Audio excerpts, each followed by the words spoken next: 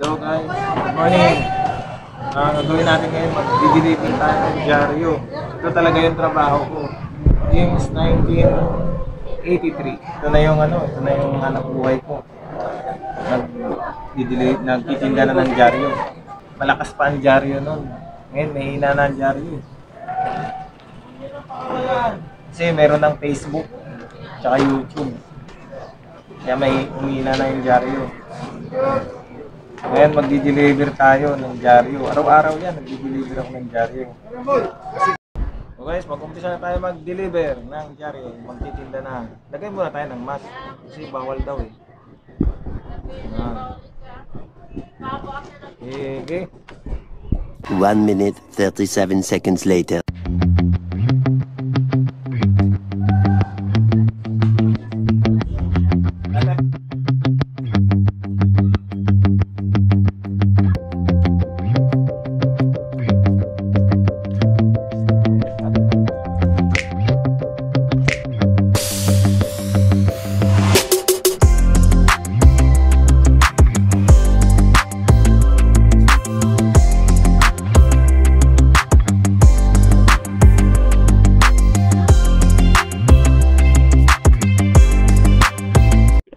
So ngayon, kami nag-almusal.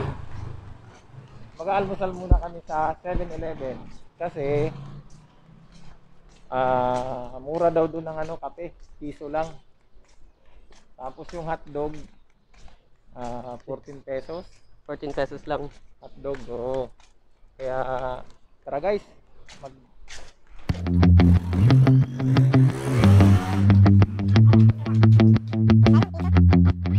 Ano? 15 pesos yung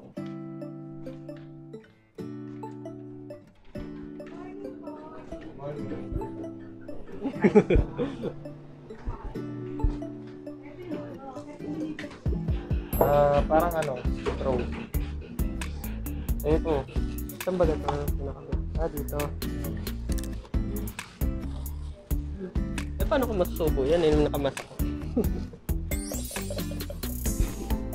Tapos may hawak akong gimot ng pinto. So guys, saan kami kakain ng aming almusal? Ayun o, may lamesa din o. So guys, kain muna tayo. Gutom lang kami. Wala pa kaming almusal. Wala kasi makain sa bahay. Buti na lang promo yung Tapi ba to? Parang ito yata yung paper eh.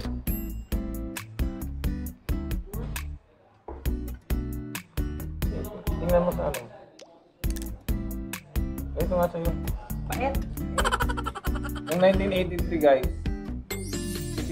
umpisa ako magtinda ng dyaryo. Nag-aaral pa lang ako sa high school pa lang ako. Okay ba?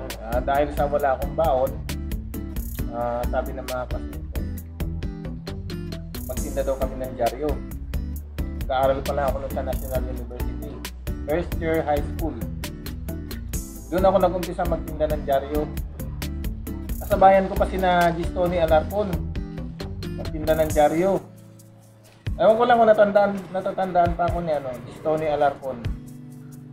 Kung magkita siguro kami, makikilala pa niya ako. Kasi magkakasabay kami. Alas 4 pa lang ng madaling araw, dumadaan yan sila sa bahay. Inigising ako eh. Para magtinda kami ng dyaryo. So guys, bago ako maging maniniyot, photographer, as in other words ay photographer. Nag-umpisa muna ako magtinda ng dyaryo. Pero yung family ko kasi, yung tatay ko kasi, si Papa, maniniyot na. Since 1950s, photographer na sa amin. So hindi uso ang pera nun. Ang pera, di pa masyadong ang ginagawa niya. Pag-uwi ng bahay, maraming dalang manok at saka mga palay, bigas, balit lang nun, balit ng bigas, saka manok, gulay. Panahon na noon, 1950s, pagkatapos ng gera, this time noon. So ang ginagamit pa na yung 120 camera na film. Pero makukuha mo kaagad din ang ang picture nun. Kung dapat makukuha mo, hintay ka lang ng 10 minutes. Makukuha mo na yung picture mo. Contact printing ang ginagamit. Ang ginagamit pa niyang nun, ginagamit pa niyang camera, yung 4x6. May 4x6 siya na camera. At saka 120 na camera. So yung 4x6 isang film lang yun. Sasalang doon sa tapos may kumot-kumot pa. Ewan ko lang kung nakikita niyo pa yun. May kumot-kumot. Kukumutan mo yung mukha mo para makita mo yung sisilipin mo yung pinipicturan mo doon sa doon sa camera. Para hindi ma-expose yung film. Kasi 4x6 yun ilalagay. Kaya may kumot-kumot na pa. Yun ang ginagamit nilang contact printing ang tawag noon. Ganun din ang ginagawa natin ngayon. Nakukuha mo rin kagad, segundo lang. 15 seconds naman yung digital age. So guys, bago ako naging photographer, naging maniniyot at naging technician, electronic technician. Kasi naging electronic technician naman ako kasi nag-aaral ako dito sa UE ng PCE. After na nag-graduate ako sa probinsya ng hindi na ako nag-graduate sa national sa Holy Rosary Academy na sa San Agustin Romblon. Doon ako nag-graduate ng high school. Nag-graduate ko ng high school, bumalik ako ng Maynila, tinda ulit ng dyaryo para may pangtustos sa vision fee ko. So, nag-aaral ako sa UE as kami yung pioneer sa ACE, Electronics Engineering. So, itong dyaryo guys, itong dyaryo, pag titinda ko ng dyaryo, marami na yung trabaho na pinasukan taxi driver pa ako, pero bumalik pa rin ako sa dyaryo. Ngayon, kahit nagpo-photography na ako, nag-aayos ako ng mga electronics. Sa umaga, nagtitinda pa rin ako ng dyaryo. Kasi ito yung binuhay ko sa mga anak ko Ito, malaki na binuhay ko sa mga anak ko, 6 yan sila. Yan yung binuhay ko sa kanila, puro dyaryo. Dyaryo lang. At saka may sideline din ako. Nagre-repair ako ng mga appliances dati. Tapos nagpo-photography ako tuwing linggo lang. Sa simbahan, mga binyag. KBL nga Alam niyo ba guys yung KBL? Kasal, binyag, libing. Yan. KBL. Oo. Ganun sa photography. Mga maniniyot, mahilig yan sa KBL. Hindi yung Marcos na Marcos na KBL. Yun? Kasal, binyag, libing. Yan, tuwing Sabado yan, sa Linggo. Kasal, binyag, libing. Pero yung dyaryo guys, maaga kasi ito So umaga, titinda na ako ng dyaryo. Kaya hanggang ngayon, nagtitinda pa rin ako ng dyaryo. So guys, nag-deliver na tayo ulit ng dyaryo. So, saan naman yung next destination natin pa? Di-deliver tayo sa palengke naman, Sampaloc Market. Sampaloc Market. Kasi guys, yung mga dinideliveran ko dati, yung dyaryo ko dati, yan. Marami talaga. Umpisa nung nagkaroon na ng Facebook, wala na. Tsaka yung mga kabataan hindi na nagbabasa ng dyaryo. Tapos marami pa akong suki na Mas mo. Suki na namatay na.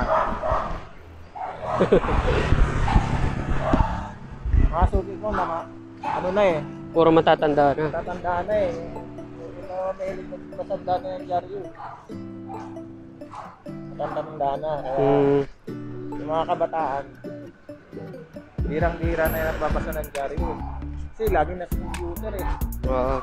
Yan yung sinasabi na technology kill itself. Yung teknolohiya rin ang pumapatay sa susunod na mga teknolohiya. Kaya dapat talaga kung ano yung bago, Kung ano yung uso, teknolohiya, sakayan natin kagad para hindi ka mahuli. Kaya nga ako sa photography, ano eh. Sinakyan ko kagad yung ano eh, pagiging digital ng photography. Para hindi ka mahuli. Kung doon sa mga ano ko, sa mga vlog ko. Vlog ko ngayon, hindi tayo gagawa ng ano ng battery. Kasi karamihan ko ng vlog ko puro battery, saka ano, battery generator, power wood. So ito yung screenan ko guys. University of the East, dyan ako nag-aaral ng electronics engineering, kaya lang hindi ko na tinapos. Ba't di mo tinapos pa? Hindi ko na tinapos kasi na ano ko sa photography. Na-amaze ka? Oo. Na-busy ako sa photography. Kaya hindi na ako nagpuloy. Magastos kasi dati photography. Bili ka pero may camera ka nga. Ay puro gastos nun. Hindi katulad ngayon, digital. Wala kang gagastusin ngayon sa film. May camera ka, bumili ka. Isang bilihan lang ng camera, hindi ka na bibili ng ano, tsaka hindi ka na magpapadevelop. May computer ka, so mas matipid ngayon. Kaya lang, mahal lang gadget. Ayun. Kaysa noon. Kaya hindi ko na tinapos yung ano. Tapos, nag-aaral na lang ako ng ano, kung paano mag-ayos ng mga electronics. Tapos yun na rin ang ginamit ko sa ano, sa hanap buhay. So guys, nandito na kami banda sa may Legarda.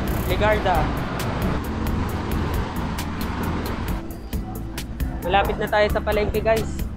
Lalakad lang kami kasi wala kaming bike. Nanakawan kami ng bike eh. 5 bike na yung nanakaw sa amin eh. So guys, nandito na kami sa palengke.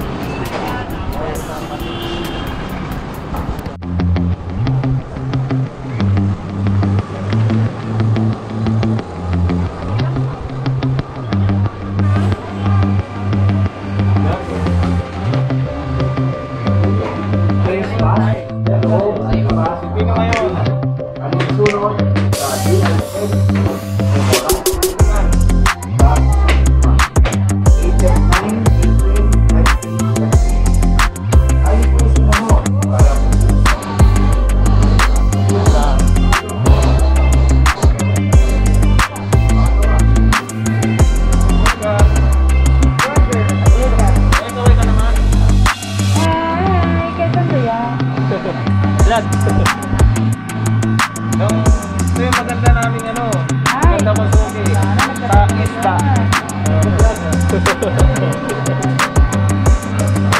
Alam mo, maganda yung ano nila, may ano, may plastic.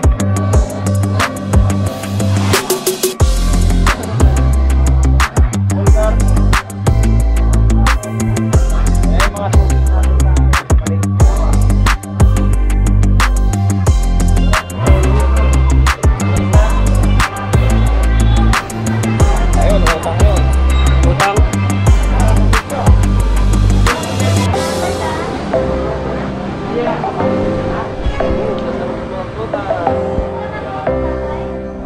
Saan yung next pa? So, yung matagal ko na suki. Tagal mo na suki yan? Oo. Ano pa yan? Since 1983. 1983? Oo, 1983. Binibigyan ko na ng dyaryo to. Hanggang ngayon. Yung mga kasabayan ng ito, masuwi ko dati, wala na. Yung iba nagsarado na, mga dormitory, nagsarado na. So sila na lang yung ano, titira. Pinagsisagaan ko lang sila para exercise din, nakakalakad. Ganda ng bahay, no?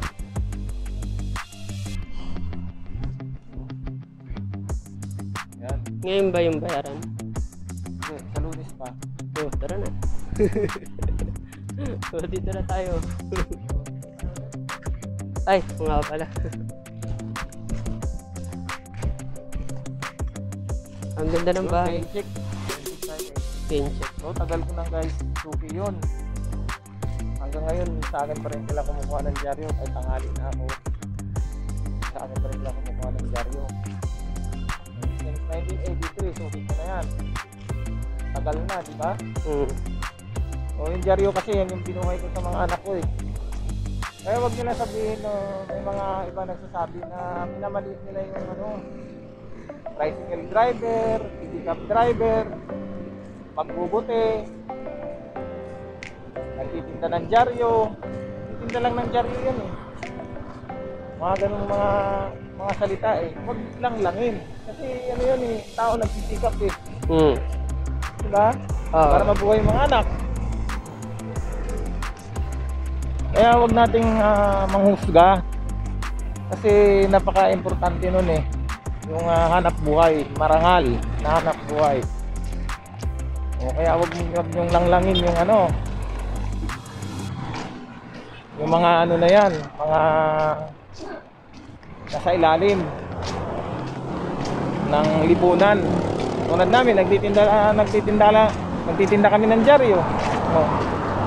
Kasi nagsisikap kami para mabuhay namin mga anak namin.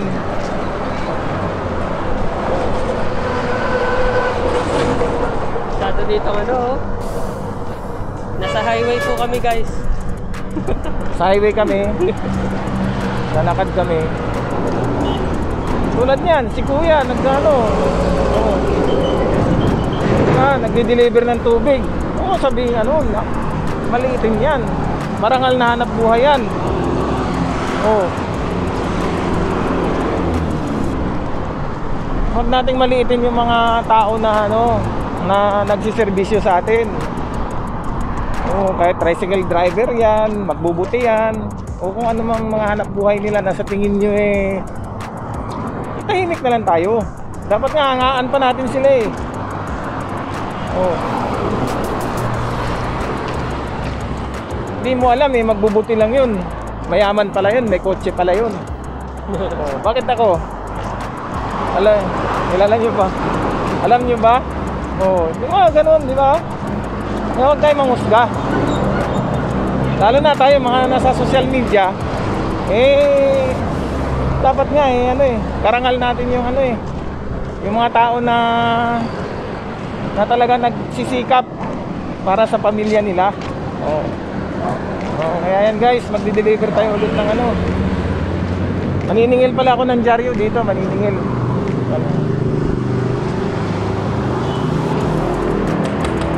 Morning po. Vlogger na kami. Yan guys, sinermonan kami na insect. Kuripot na insect yun eh.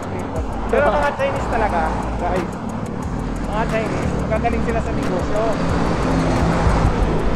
Hindi sila basta-basta bumibili ng hindi naman kailangan. Oo. Eh, tinatanong kami, bakit daw meron kami? Ganyan.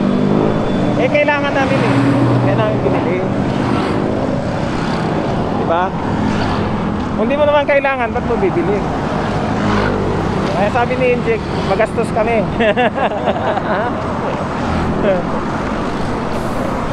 Yan lang guys. So, tapos na kami mag-deliver, pauwi na kami ng bahay. So, malayo pa rin naman yung bahay namin. Siguro mga 2 kilometro pa.